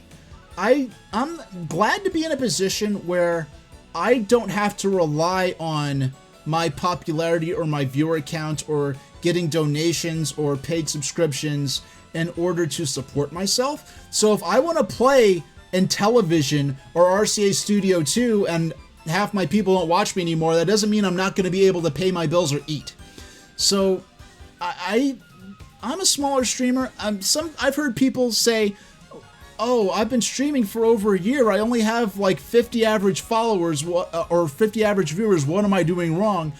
For me, I'd rather have 4 or 5 or 3 people who are really passionate about or really enjoy what I'm doing than have hundreds of people who really don't care and will just go on to the next streamer. If I play a lot. I have an emphasis. If you've seen me on YouTube, you'll see that I've had an emphasis on the historical context of games.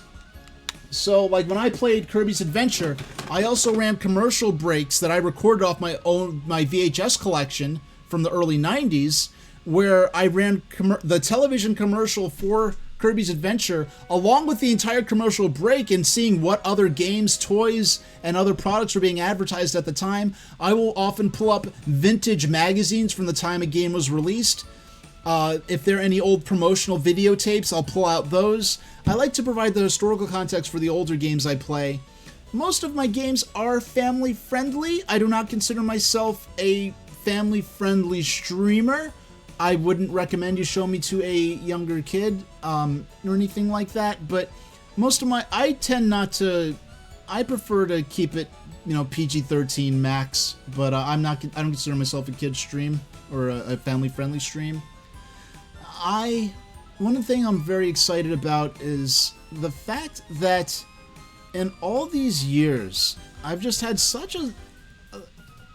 many people who have been so much more successful in terms of viewer count, in terms of paid subs, have quit Twitch because they feel like they aren't getting the results they wanted. Oh, I can't get any traction. Meanwhile, I've had this sort of revolving door of this handful of people that are been very solid and very consistent and really enjoy what I do.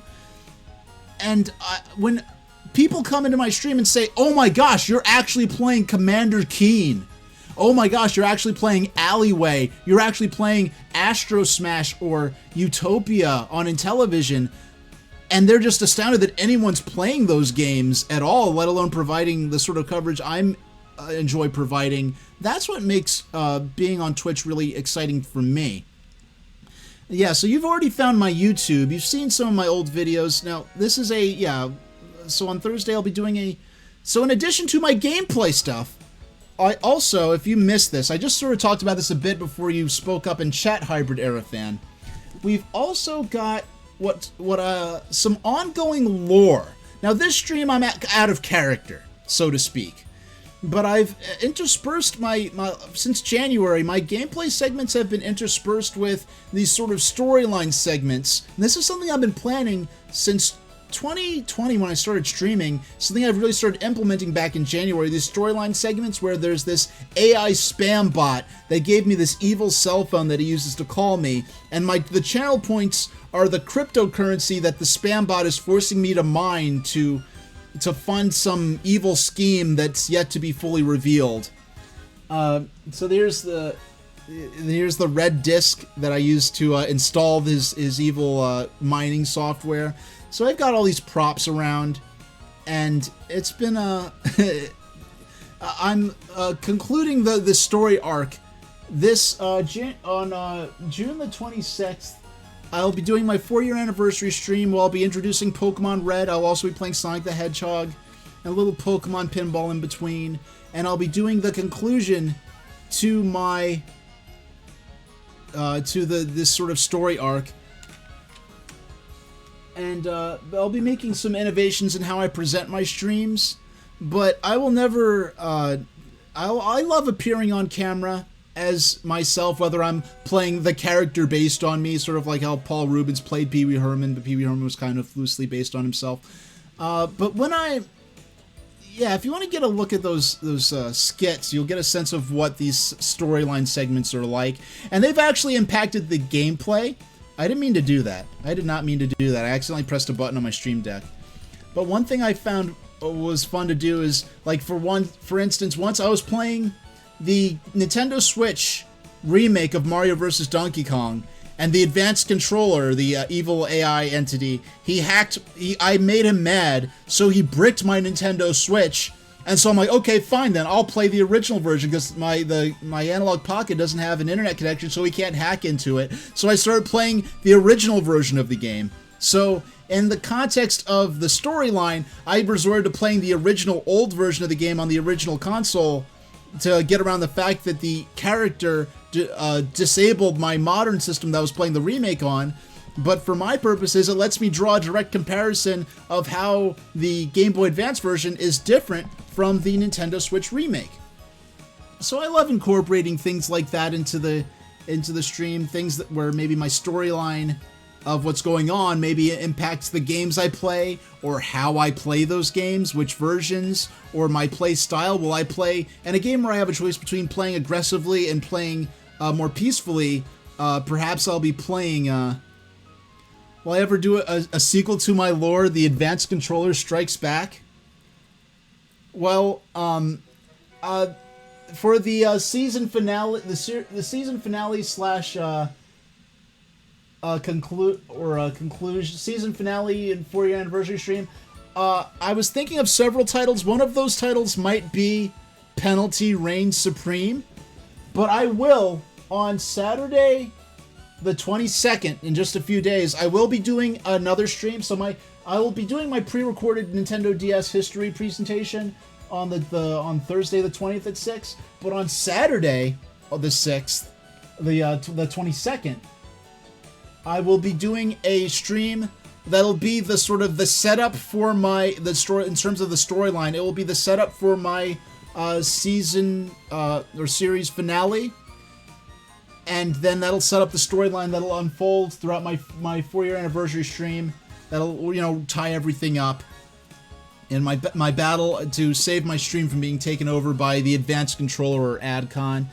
And then after my anniversary stream on the 26th, I will be probably able to do one more stream on Saturday the 29th, but then I will be out of town the 4th of July weekend, and a little after that I will be out of town for a convention, so I can't say when I'll be able to stream next.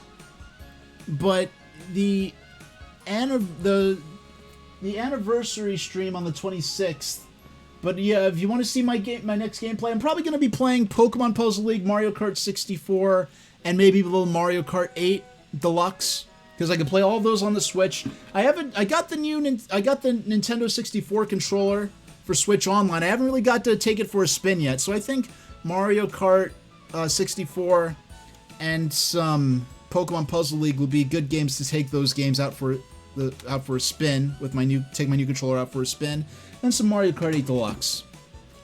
So I think that's where I'll call it.